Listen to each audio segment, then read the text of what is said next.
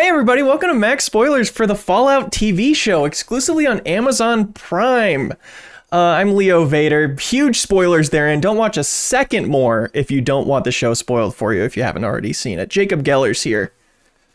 Spoilers, I'm Jacob Geller. Kyle Hilliard's here. Give us a big spoiler, Kyle, just to reinforce that it's a spoiler cast. Okie dokie, Leo. I feel like I'm being put on the spot. Yeah, that's because you are. Kyle MacLachlan used to exist in the past, and now he exists in the future. Yes, that's how people should learn that information. And Michael Huber. Yo. Yo. How recently did we all finish the show? It's been a couple weeks for me.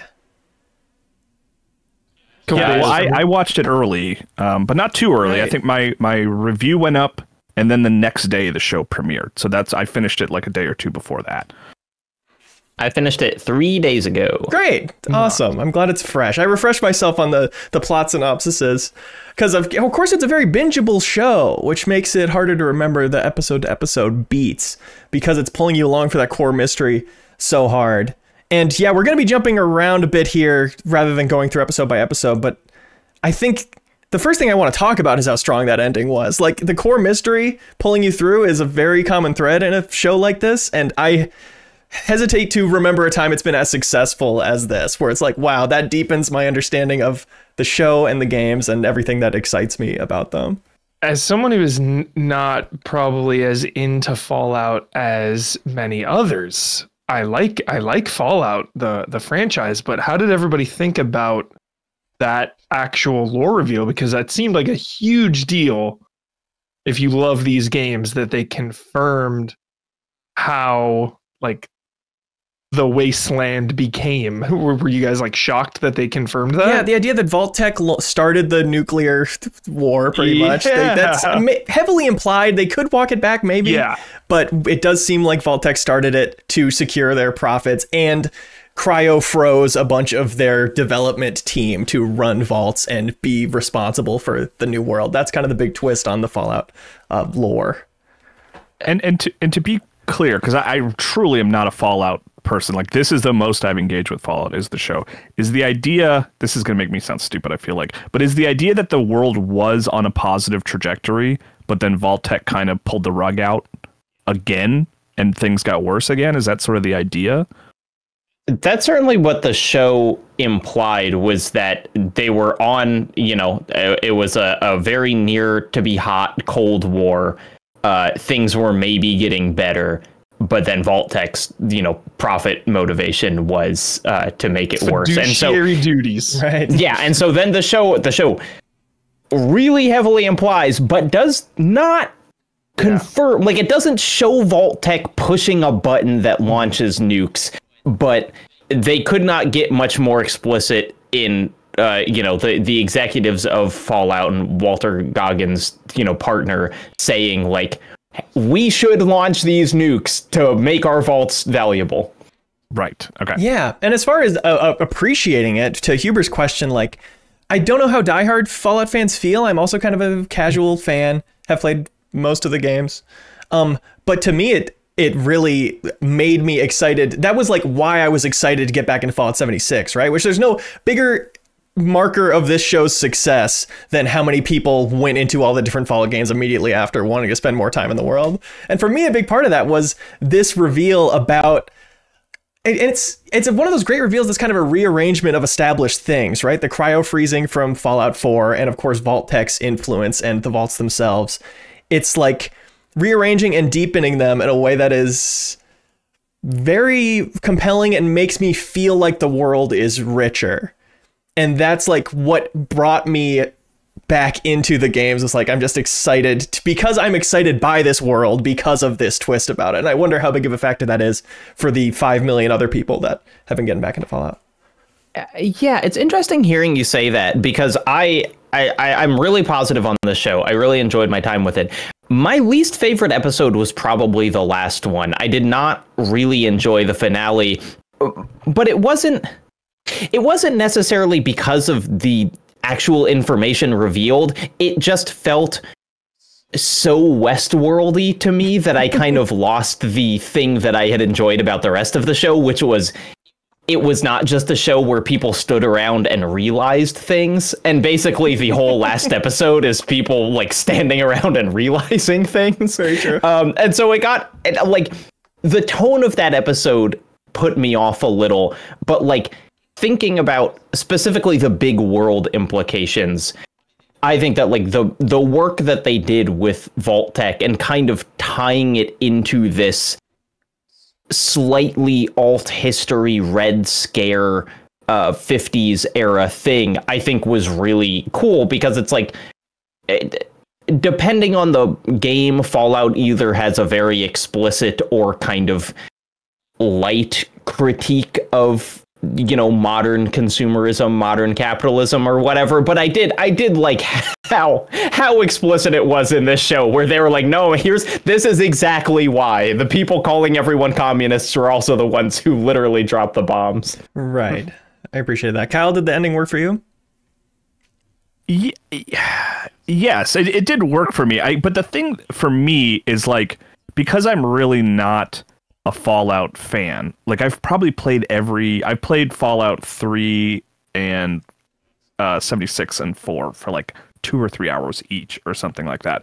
Like, the thing that I really loved about the show was really like the humor, like just like the character interactions, and like just like the whole sequence of Maximus sort of becoming comfortable in the vault, and like Thaddeus is like easily my favorite character. Like, it's funny because there's all these big revelations and sci-fi moments, but like my favorite scene in the whole show is when Thaddeus is hanging out with Fred Armisen, and they're just and he's playing the violin music, and Johnny Pemberton, who plays Thaddeus, is just like, so, and he's like clearly trying to not get on this radio DJ's bad side, because like he, like everyone in the Wasteland, can turn violent immediately, and he's just like, so you're saying people don't like this music? And it's just this like awful tinny violin music, and Fred Armisen is like, yeah, people just don't like it, and I don't understand why. Like, those are the moments that I just love. And I am just like a huge Pemberton fan. He played this character named Bo in the show Superstore,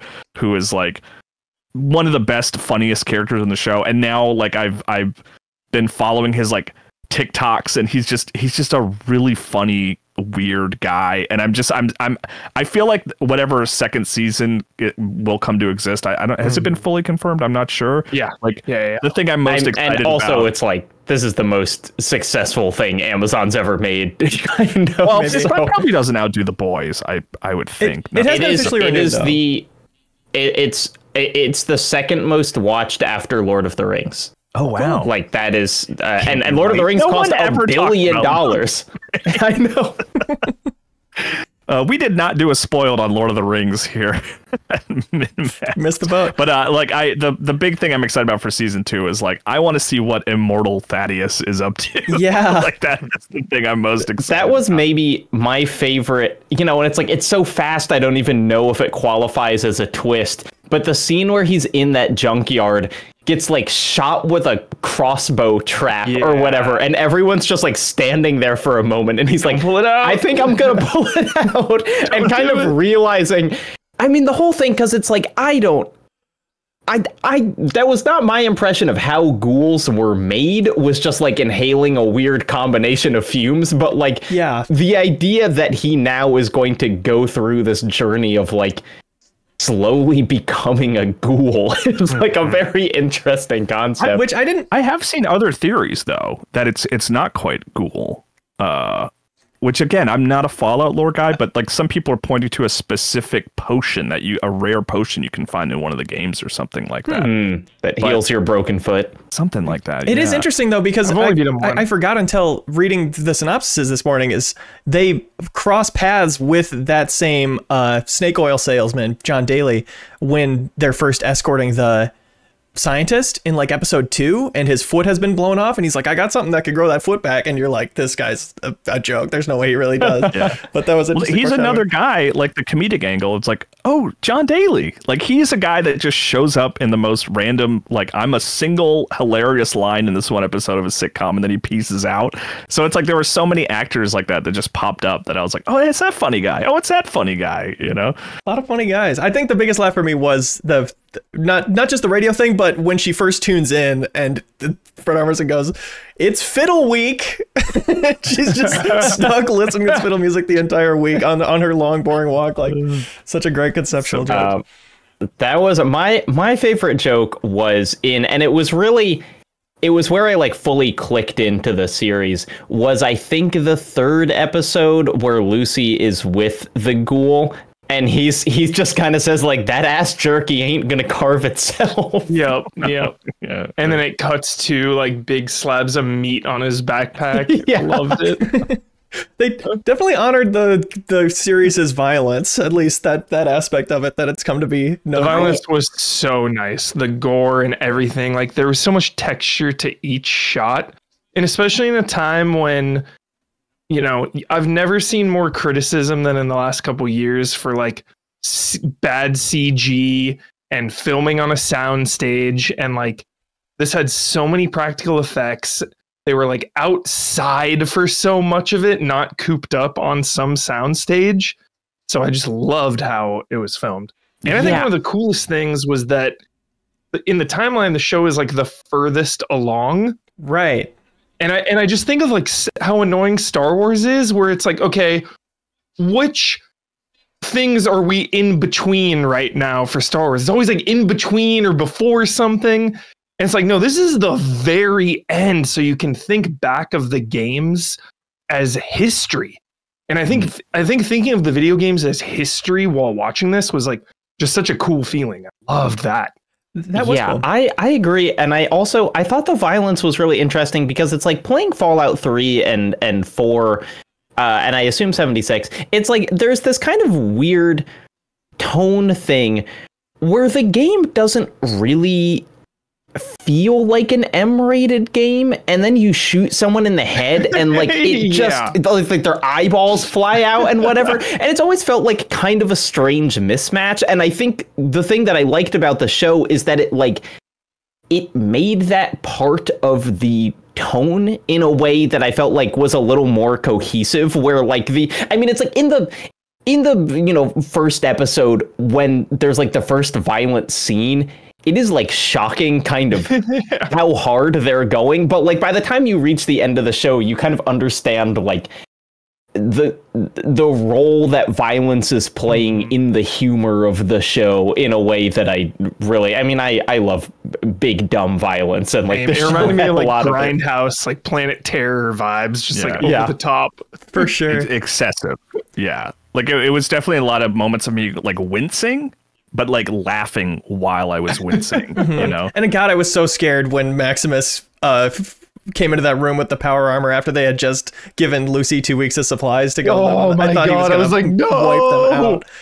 God. So that was a nice relief. But yeah, that whole bit, that was another good bit that I liked, is kicking Maximus out, kicking Lucy out with a bunch of supplies and how it was built up to be this big. Someone will carry them for you. It's a good really bit. And Parnell's very funny. Yeah. Yeah, great effect on the Cyclops thing too. That was fun to watch.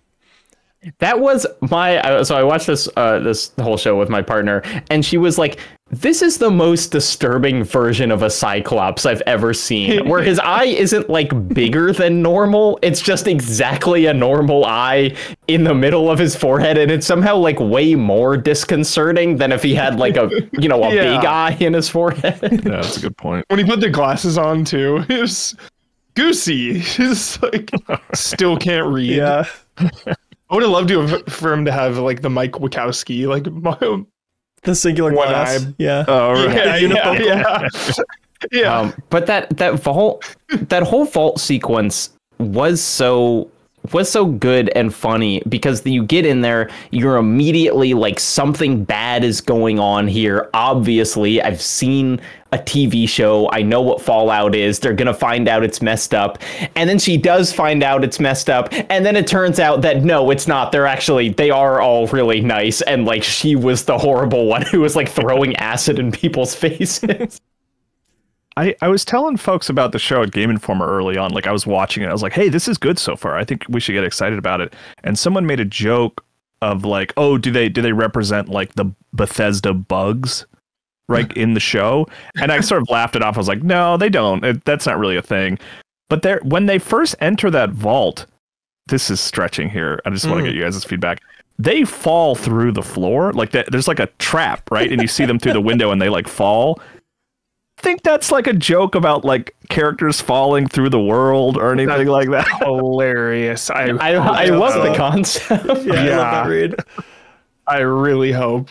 It would be funny if someone was just walking along and got like stuck in a rock and they like couldn't move because they were in a weird piece of geometry. And suddenly they quick load to being 30 feet back and keep going.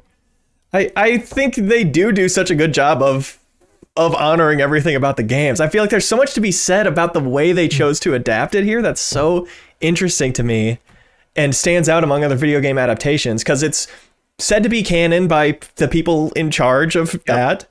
And so it's like, if something can happen in the game, it can happen in this show, including stim packs healing you from being nearly dead immediately. Like, if you can do it in the game, they can, that's an option to them here, which I think is so cool and interesting.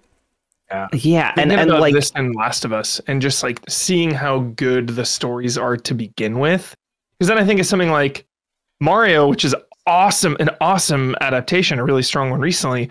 But it's like there's not a lot of story going on in Mario, so like we're just gonna have him like run and bounce around. Like all what are visuals, that movie. Yeah, sure. All visuals when it's like, yo, the Fallout lore going into it already was so strong. Yeah, and I know that at least Leo and I were kind of frustrated by the Last of Us show's like lack of swings, you know, where for so much of it was just like, here's the game again, here are the shots from the game that you remember. And so like when specific things from the game show up, I wasn't like excited because I was like, here's the whole show. But like in Fallout, when like, right, that, you know, when Lucy's brother, oh sorry, go ahead. No. When Lucy's brother sits down at that computer to hack it and that hacking minigame pops up and I was just like, you know, it's like, that's the kind of reference that works because I feel like I'm seeing new things. And then there's just this like reminder of like, okay, it's in that world that I'm familiar with. I mean, introducing Lucy with like her special stats, like that didn't even click with me until she was like halfway through her monologue. And I was like, I think my wife was even the one, because she's much more of a Fallout fan than me. She was the one that was like, oh, she's going through her stats right now. Like she's explaining, and I was like, oh, that's so subtle and cool. Like I really liked it. That's funny.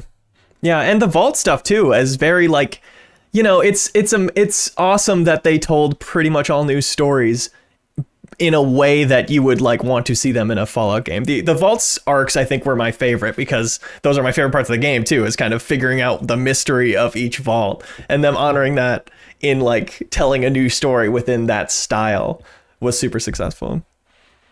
Yeah, it was really good because they had like that was such a big part of the whole show.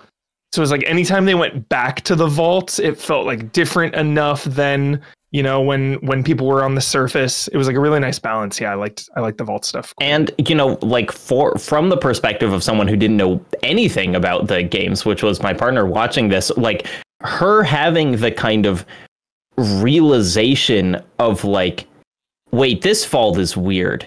Wait, are all the vaults weird? Like, what's happening in these other ones? Of kind of like, her gradual understanding of like what had actually happened with all of these people tucked away was really fun to watch. And then at the end of the show, I got to tell her, it's like, yeah, there are already, you can read about like 60 other vaults in the story where they put, you know, like 30 people and a cougar in one and saw what happened.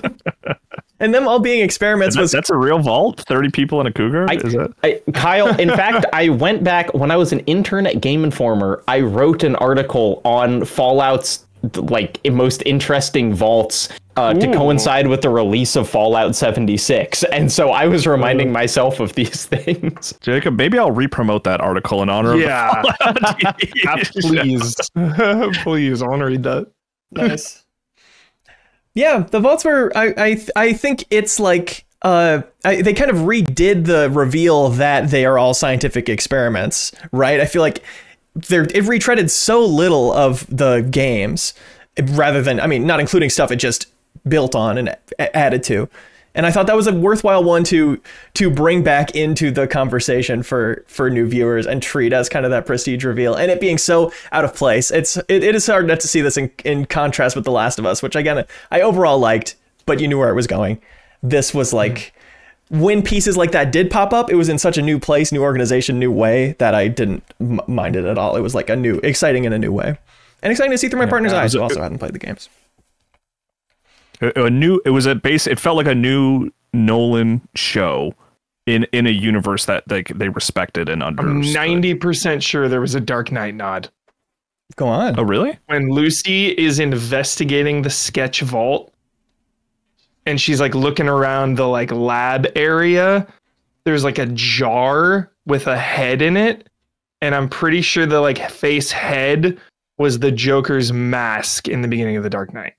Oh, I'm pretty sure. Go back and look at that. Maybe. I was like, is it? I definitely rewound it once. I was like, maybe. I'm going to ask everybody. Maybe. I definitely remember seeing a clown in there and being like, what? But that would make sense.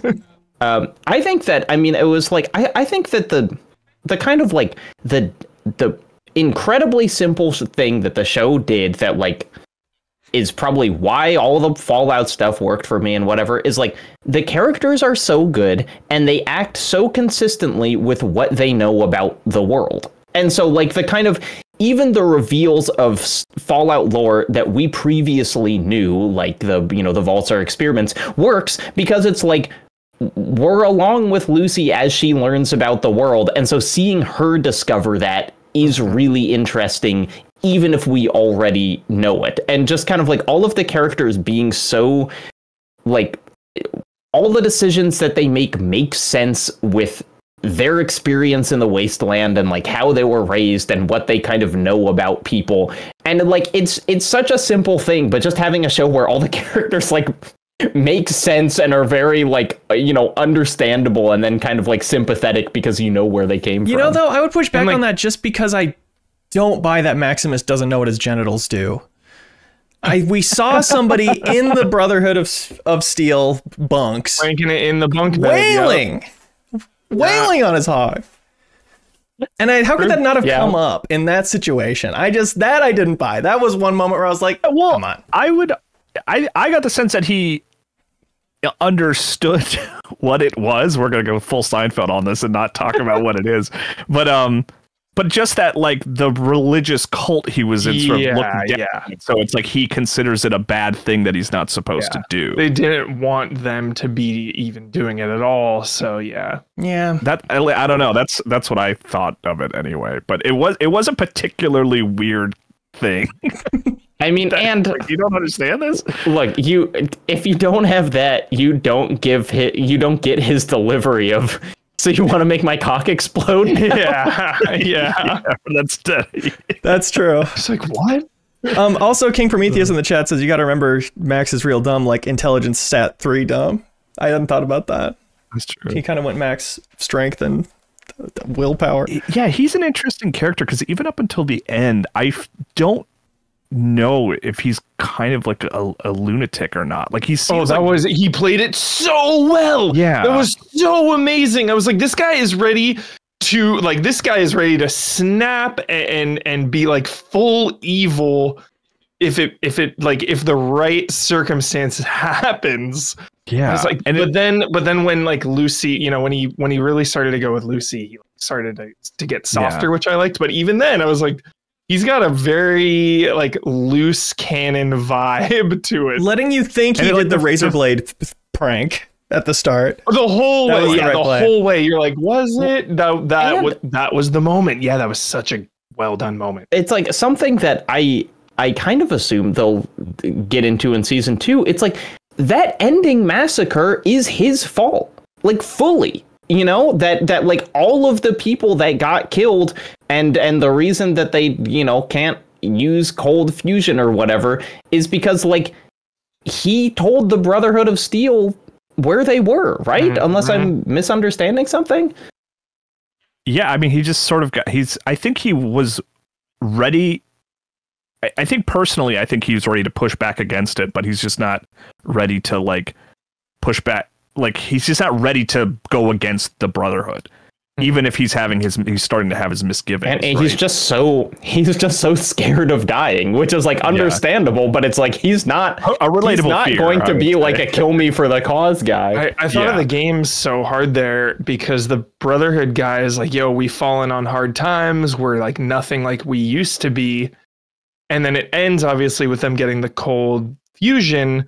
So I was just thinking of like, okay, I wonder if in like Fallout 5, this like the Brotherhood in 5 will be like all powerful with cold fusion, or like where that is going to lead. Obviously there's like multiple seasons of this show. They're going to have to deal with that.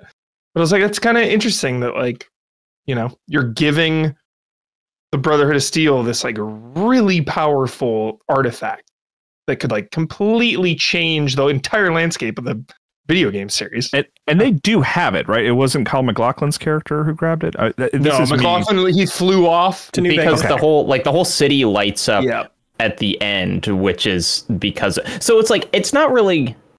It's like I don't know how sciencey they are. I don't know how much science knowledge it requires to be like. Can they take that out of that machine and like the apply it to other things? Yeah. Okay. Yeah. And by that's totally a product of me just not having. I'm a few weeks removed now, where I'm like, yeah, wait, how did it end exactly? You know? Yeah, right. I think that and so many other things left this in such a good place going forward. Lucy and the Ghoul kind of, which we got to talk about the Ghoul from start to finish. Goggins, dude. Yes, but them being like them, it really earned their team up at the end. And now it's like, well, I feel like I could like season 2 more than season 1 because I'm so excited now by the new status quo we're hitting, where we're getting to with these characters. It's like, and I mean, I because of Westworld, I am very hesitant to be like excited about a season 2 because like like season 1 of Westworld is like some of my favorite TV of all time, and I don't know if I've ever experienced such a drop off in interest for me, and so like I wonder if that's a lesson Joy and Nolan took away from Westworld, and they're like, we have to be better about planting interesting seeds. I mean, they're working with a more established world, which I think giving them boundaries maybe will help them in the long run. Because I mean, Westworld, I didn't even watch the last season. I just like totally lost it at the end of season 3. I was like, what are we doing here? One of the things that concerned me about that final episode is like, I don't want the show to get too plotty. You know, like I liked how simple the quest. I was happy with like having different characters doing different things. That was all fine with me. But like all of the things that the characters wanted were like very simple. You know, just like get this head to here, find my dad, whatever. And like I worry. I'll tell you, it's like one of my concerns was realizing that they did not actually wrap up Walter Goggins flashbacks, you know, that like we don't actually see how he gets from listening in on Vault Tech to being a divorced dad performing before the world ends. I think it's fairly easy to intuit, but like I do feel like the show is going to keep giving us his flashbacks, and it's like that's the kind of stuff where it's like I kind of just want the show to like have an established thing and go with it, and like the Westworld thing of just keep going back and kind of adding complexity into a story that doesn't necessarily need it is, I think, where that show tripped up. And so I'm hoping that like most of season 2 does get to just be like season 1, which was just kind of like going on a quest, you know, just doing a thing. The only thing I heard was they filmed in like this Utah desert area for season 1, and now in season 2 they're moving to like California for tax incentives or something. I'm just like, just don't give me like Disney volume factory bullshit. Just like, please stay outside. Yeah. It was because it was like, it wasn't a confirmation of season 2, but it was like a weird, I know what you're talking about, Huber, where it was like, we'll give you $50 million or whatever if you come to California. And it's like, well, I guess they can't really turn that down necessarily. But yeah, that is a fear for sure. Let's get into the Ghoul. Cooper Howard. hell yeah. Man in Black version 2. 10 out of 10. Exactly. I'm fine with, to be clear. But also, I think I was expecting, when you made that comparison on the MinnMax show, I was kind of expecting a little more wiseness from him. A little more like he is so evolved from having lived so many extra years that he has a completely different perspective on life. And I don't know if that's exactly what I got. No, he did not have... I expected much more of a redemption arc, and I was really glad that he didn't really have one. I mean, it's like he's kind of a... You know, him shooting Kyle MacLachlan is like, we understand he was probably right to do that, but it's not like he's a good guy at the end of the show. He's just kind of, you know, chaotic neutral. He's He's one tiny drop in a big bucket full of drugs or whatever that connected line is. That was in the trailer. I was like, I understand why. Yeah. Thou shall not get sidetracked by bullshit or whatever. That was another good moment. A perfect nod to the game without being too overt, you know. Yeah. He was given strong Boyd Crowder Justified vibes often, and he even had like Timothy Olyphant's like Boyd or Raylan like walk.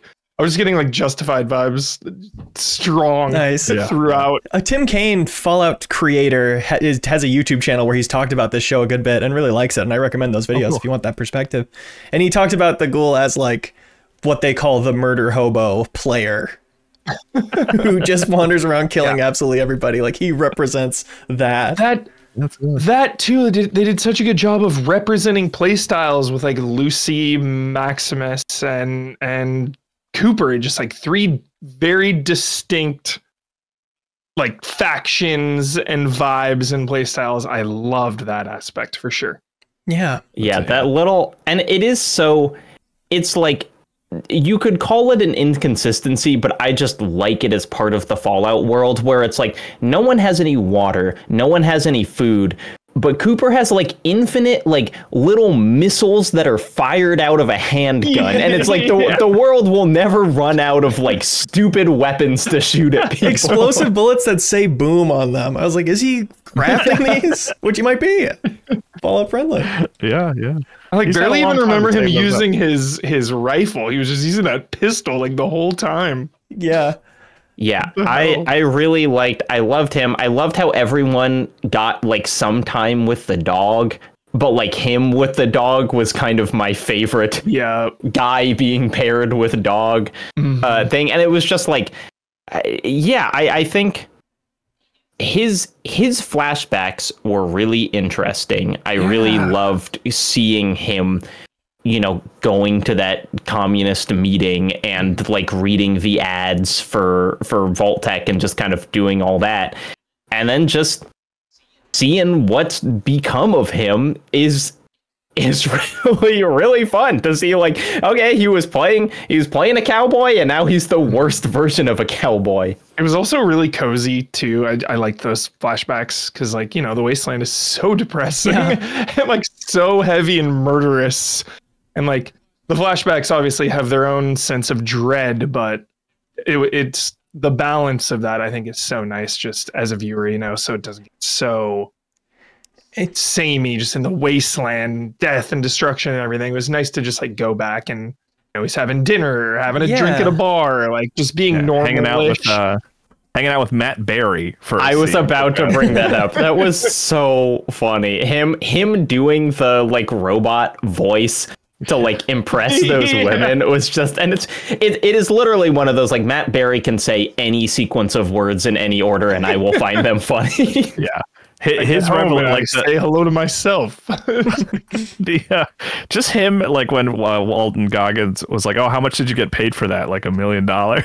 It's like 180. God, it was like $500 or something, and he's just sitting there like distraught by the pool. It was so good, so funny. Yeah, those flashbacks were good. Like, you know, not just a more comfy version of the world, but more humanity from a specifically inhuman character was really interesting.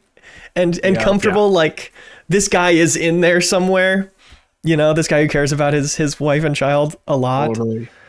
Yeah. And what an interesting descent into being the what do they call him, the poster boy for the apocalypse, the pitch man for the end of the world, which is Yeah, like he is Vault Boy, kind of. Right. You know, he does the thumbs up. It's implied that he's like who the Vault Boy is based on, which if you told me before the show came out that they were going to explain who the Vault Boy was, I'd be like, that show is dumb.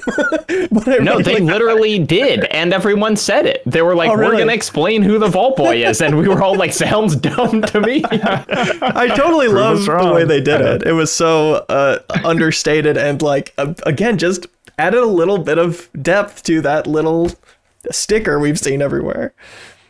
Yeah. And yeah, it made sense. Pointed out, I didn't realize it, but he's wearing, under his trench coat, he's wearing the cowboy outfit from the party, which is like the blue and yellow. Sort of. I guess he's not really Vault Boy at that point because he's like doing his TV character for hire for parties, I guess. Yeah, well, they said that they modeled the colors after his outfit. Like they said like, hey, we got you blue and yellow. Right. Yeah. Colors. I kept thinking of stats like the Vault Tech thing. I'm like, oh, bad armor, but good radiation resistance. Like, and it is so funny. I mean, it's like the Pit Boy is so stupidly big and clunky, and it is just so funny watching people walk around with the like giant thing on their arm, being like, it's like I really like kind of dumb future, and there's a lot of this that's just like dumb future. Yeah, them making fun of the Pit Boys at the party, the people who wear them, it felt like, Bluetooth headsets or Google Glass or whatever. Very real gadget reaction.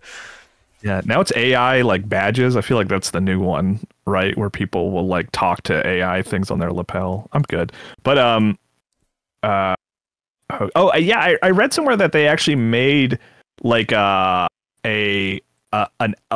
Pip-Boy app that the cast would use, and then they would just insert their phones into the Pip-Boy. Wow. Which that was kind of like a funky, weird That's approach to that. It doesn't really have anything to do with the plot, but I just thought it was kind of cool. Shout out to the power armor being so sick. Mm-hmm. Yeah, it actually looks cool. It looked and sounded so awesome. And really really loved that when Thaddeus and Maximus have that fight, Thaddeus depowers the power armor with the key, the weak point or whatever, and Maximus just is stuck in there for a day. Mm-hmm. Like, I don't know how established that is, but it's so awesome. It makes so much sense in the world, like whether that's intentional or not. Like if you're what's the guy in the armor called, the squire and the knight? If your knight is like turning bad or something, like you have that ability to lock them in there. The giant ammo like gun bag too is such a cool visual like image. I love that. I think it's another example of and doing kind of the game thing where it's like power armor, the coolest thing in the world, absolutely rocks until it doesn't, and then it's so big and useless and unwieldy if you like run out of battery or whatever. Mm-hmm. Like I liked that they got both the like it's awesome and also like you'll still lose a fight with a bear and just have the shit knocked out of you. Yeah. I also love because Walton Goggins exploits the weak point in the power armor at the very end, which is we hold the reveal till then that there is a way to destroy them quickly. And I think it's a cool, the story went in a cool way there because you like buy that Walton Goggins has had 200 extra years to become the best at shooting in the world. Like nobody else has had more practice shooting than him ever in human history. Yeah. And so you buy that he can hit this tiny little weak point nobody else can. And he knew about the weak point because they throw that whole thing in of like pre-apocalypse.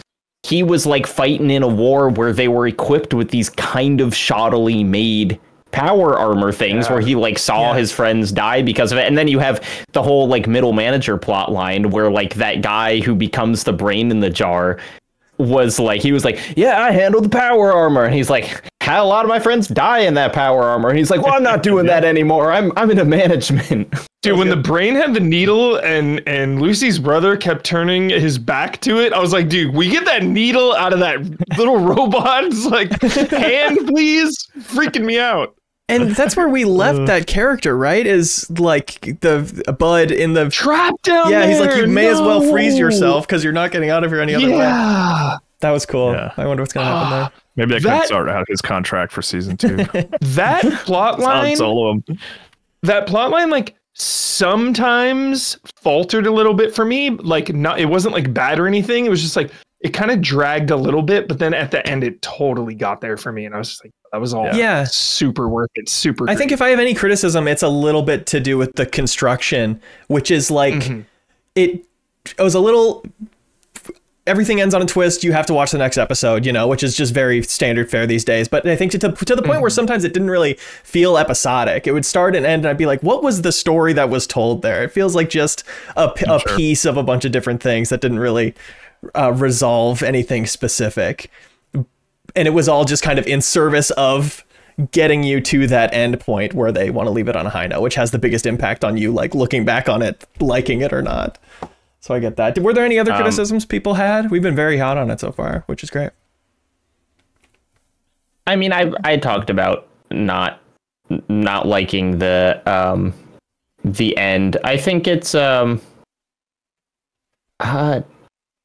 I think it's just kind of like I wish that it was released week by week. Same. Because I keep myself to like an episode a day. I don't try to binge kind of more than that, because I do think that things just kind of blur together when they're released, and like there were so many good individual set pieces in this that I wouldn't want to kind of get lost in that miasma of just kind of like, I watched 6 episodes today and I don't remember where I started and where I finished. I wonder if they just have more impact when it's week to week.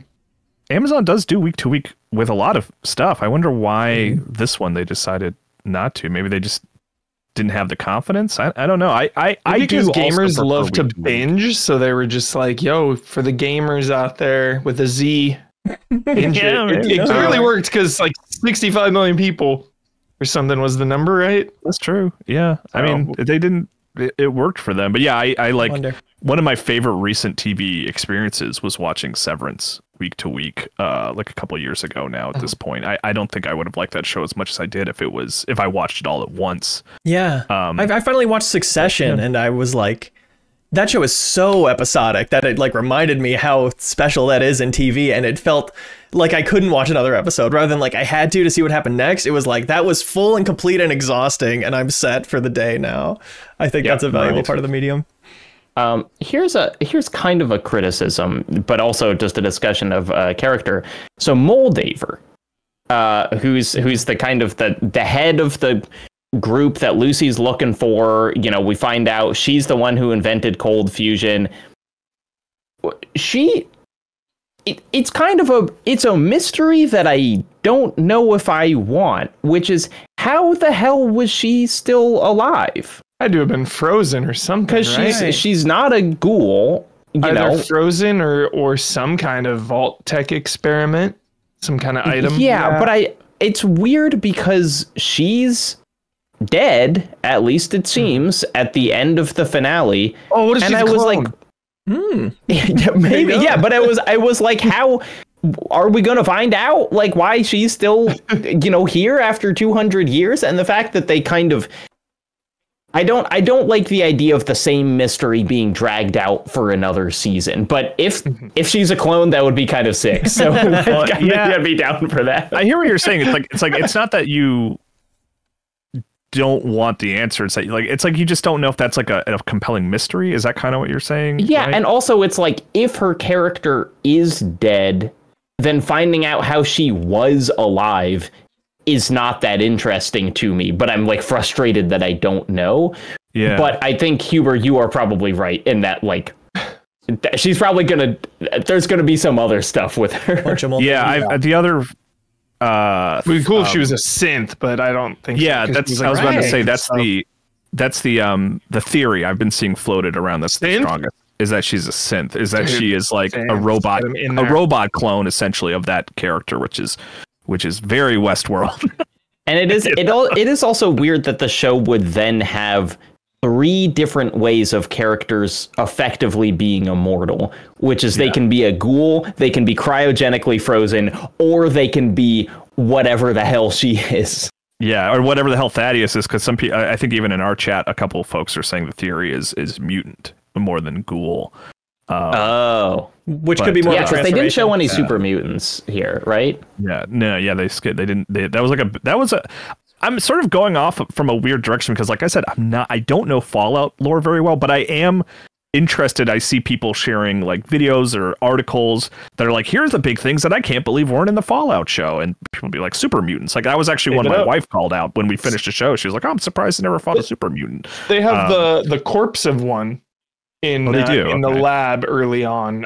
When Ben Linus is like escaping, you see like the hand of a super mutant. I'm loving him so I'm much. laughing here because you're 100% right that actor's name is Ben Linus, and I will never go out of my way to learn any other name for him. He is Ben Linus for the rest of my life. And he's so good as Ben Linus. I love him so much. I totally did not expect him to get killed off so fast. I was like, I'm excited to see what he does with this character.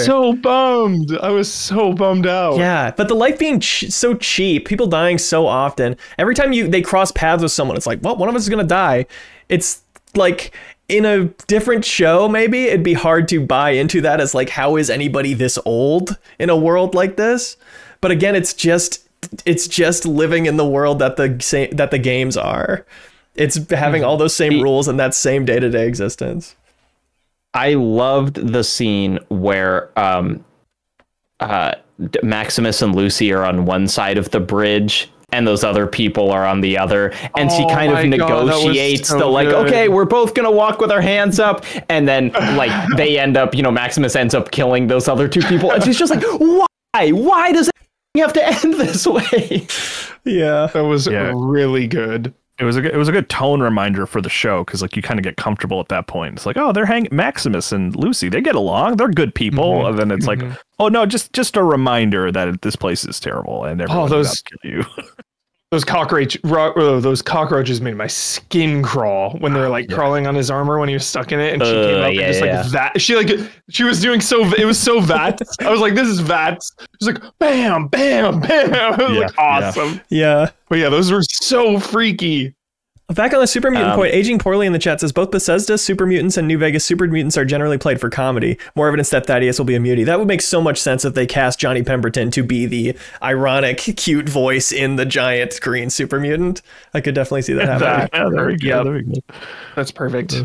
Yeah, that's probably the case. Lock that in. Let's lock it in. There's also like the Deathclaw skull, I think, was in the last episode. Yeah, there's definitely stuff they're holding back, and I'm glad they didn't just try to dump it all in one. Yeah, I mean, they didn't have the whatever, the little nuke catapult that's in all of them. The mini nuke launcher. Familiar. Yeah, they did have the trash launcher though, which I loved. I love that we saw that. Yeah, and I explained, I was like, that's a thing from the game where they shoot trash at people. Yeah, because like they're like baby doll parts were like being used to like kill people. Yeah, okay, yeah, that's cool. Always a big fan of Zach Cherry. Happy to see him in anything. Him being one of the vault, kind of like on the board, not the leader, but kind of another like middle manager character. He's just so funny. And that scene where he's like going to go to vault 52 or whatever the number is, and he's like, nope, can't do it, and starts walking back, and they just kind of block him, and he's like, okay, sorry everyone, just forget that. Yeah, that whole election scene was really good too, where like they were just like, hey, but I'm not voting for you, and here's why. And he's like, I don't need to know this, and then they didn't even vote for themselves. It was very funny. I do think a flashback that would be fun if they're going to keep doing flashbacks is the training regiment for these Apocalypse middle managers, because it's no coincidence that they always got elected. Everybody who got awoken from cryosleep became elected as a leader, or everybody who was elected was one. And it's like, were they trained in specific ways to be able to manipulate people in this situation?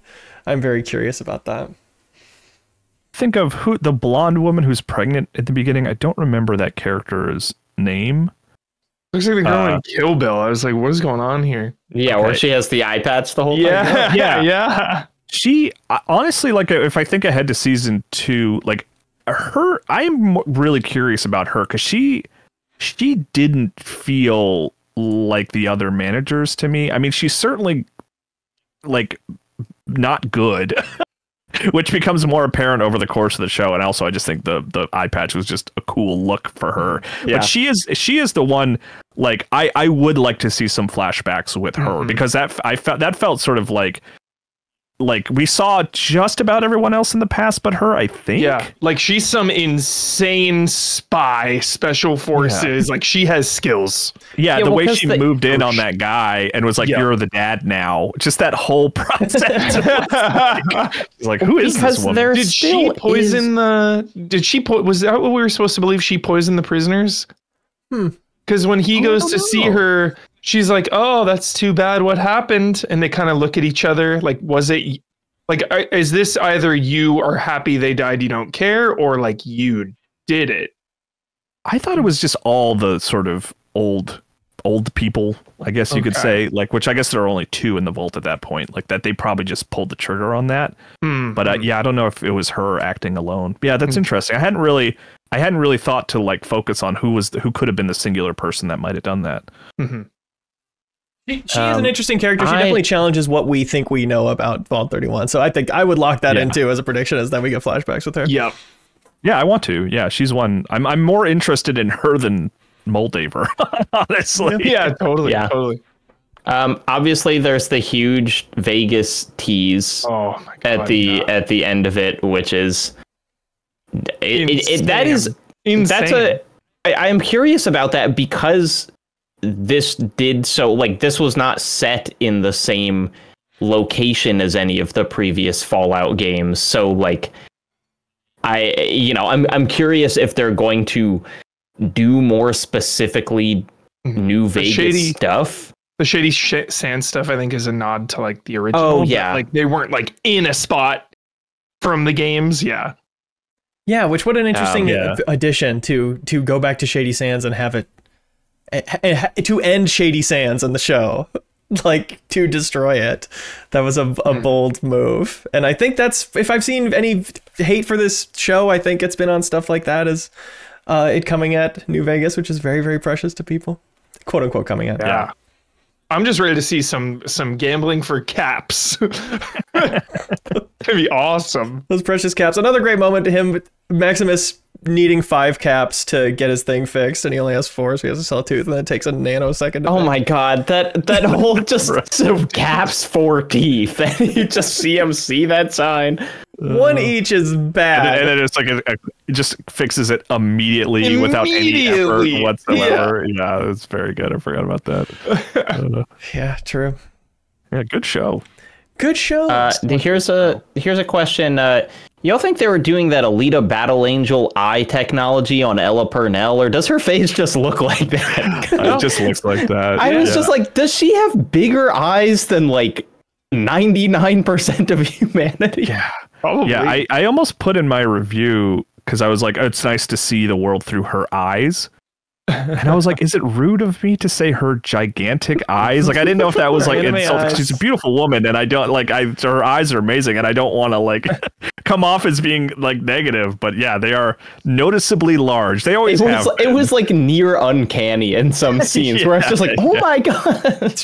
She was involved in a cult scene too, just like Yellow Jackets. I laughed at that part. I was like, oh, this is a nod. Yeah, have we talked about her enough? Her arc was solid. I always loved the fish out of water. Yeah, she's great. Yeah. She played it perfectly. She is sort of the straight, like the sort of almost you would say like boring playthrough of like how I play those types of games, which is like I just try to do the right thing as much as possible. So it's like it's less compelling from like a plot perspective that she's always trying to do the right thing. But like I thought she was fantastic and like, anchored the show wonderfully and was like a great way to sort of learn about the world through her. And she was funny. And yeah, it's almost that thing of like she was just turning in like a material the whole show. So I don't really have a lot to say.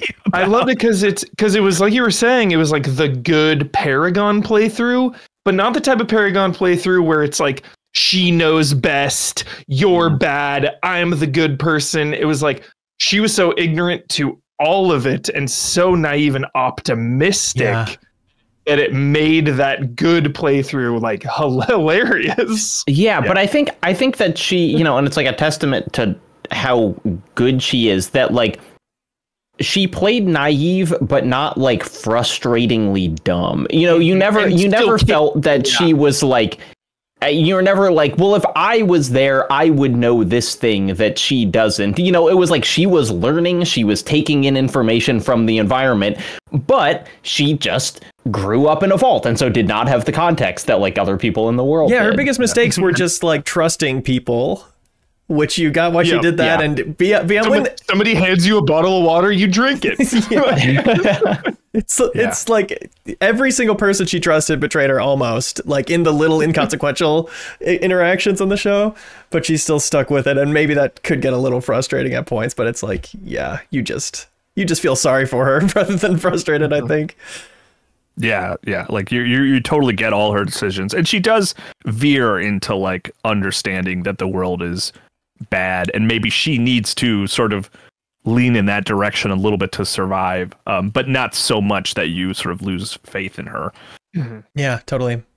Which again, yeah, good place to leave it with her and the ghoul teaming up. Oh my god, so excited for that. Yes. And the dog, which they named dog meat, which to me was the most confusing thing, because there is a dog meat in Fallout, but it's just a coincidentally it's like a Sid Final Fantasy thing where there's like just dog meat, multiple dog meats. I see. But which unrelated in itself, even in the games, was a reference to a novel, I believe, right? Like A Boy and His Dog, which is an apocalyptic novel. I'm looking at Jacob for confirmation on this. I don't know. Look, I just assumed it's because they eat dogs, and so it's like, well, if this dog runs out of usefulness, your dog meat. That was my wife is a very committed doesthedogdie.com checker. Like that is a big flag for her, and a lot of people are that way.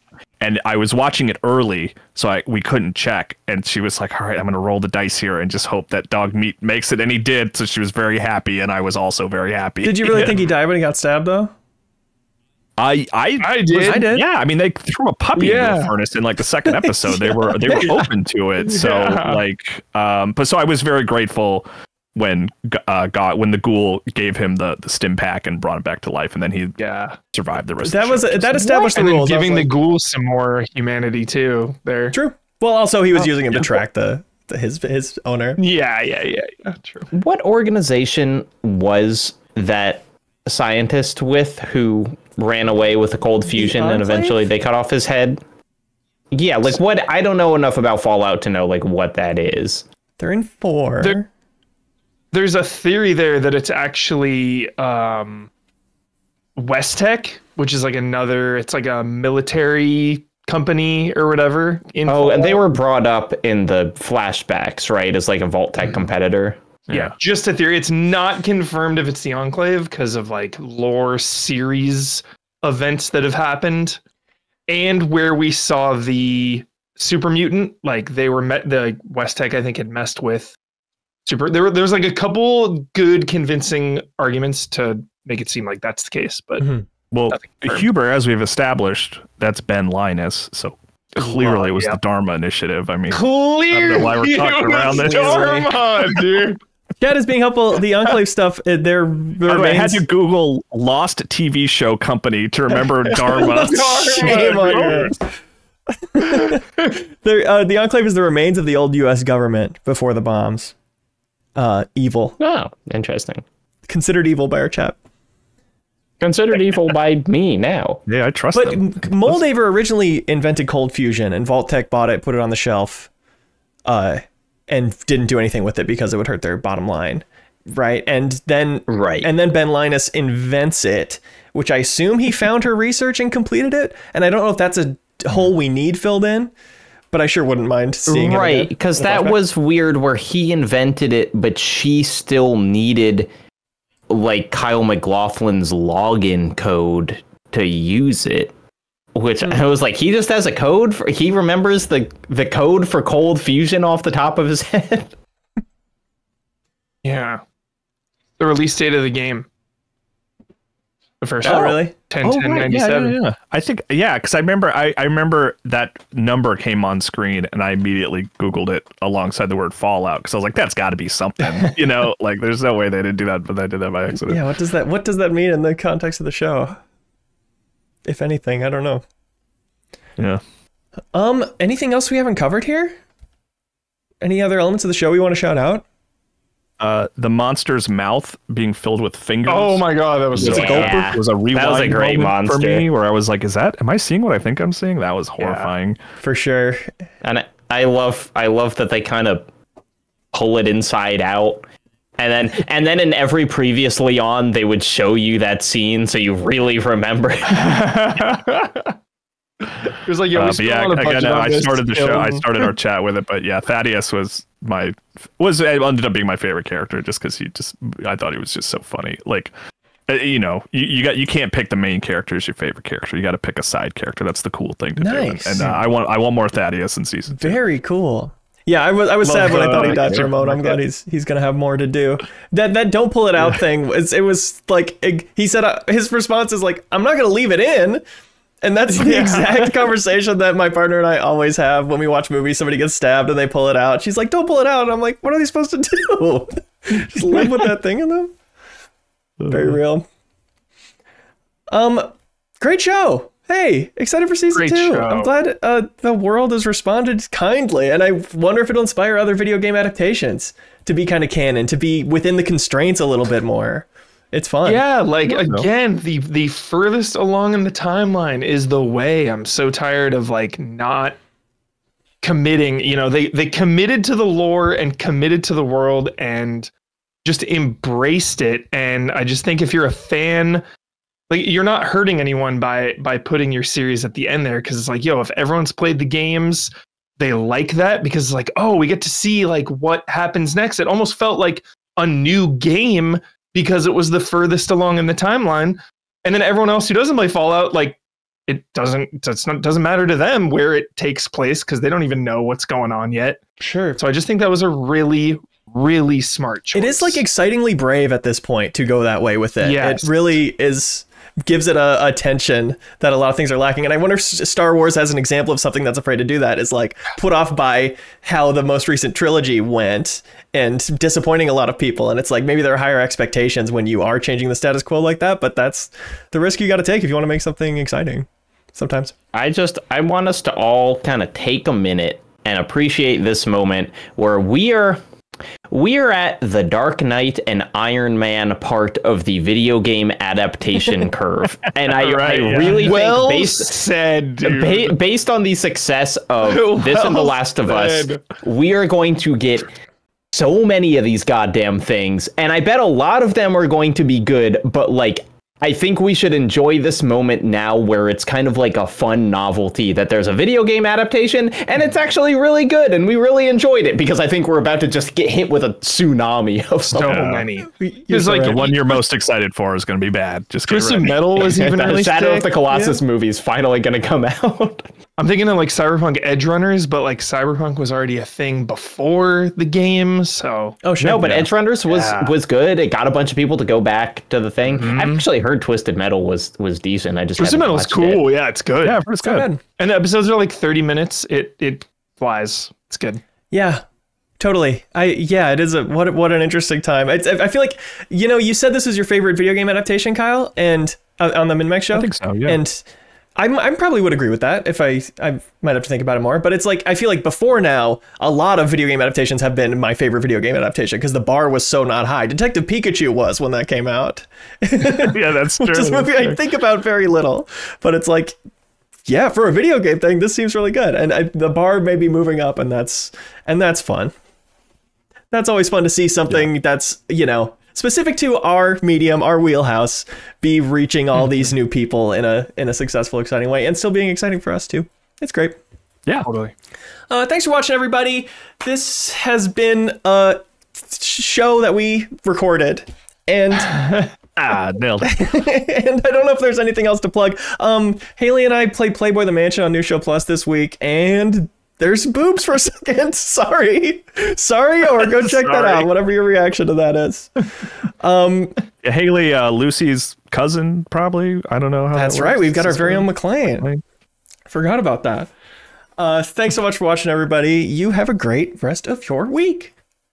Bye. Okie dokie. Oh, Doc Lightning's coming up too. Submit a short film in the Discord for a short film festival we're doing. Bye. For real. Did you know that you can more than double the amount of podcasts from MinnMax every single week by supporting us at the $5 tier on Patreon? You don't have to listen through the browser or anything dumb like that. You'll get access to a private RSS feed if you support us on Patreon. You put it in your favorite podcast app, and then bam, you can listen to our weekly bonus podcast Party Chat, the podcast versions of The Deepest Dives, MinnMax interviews, Max spoilers, and you get the MinnMax Show podcast a day earlier than everybody else. So please help support independent games media. Head over to patreon.com/MinnMax with 2 N's.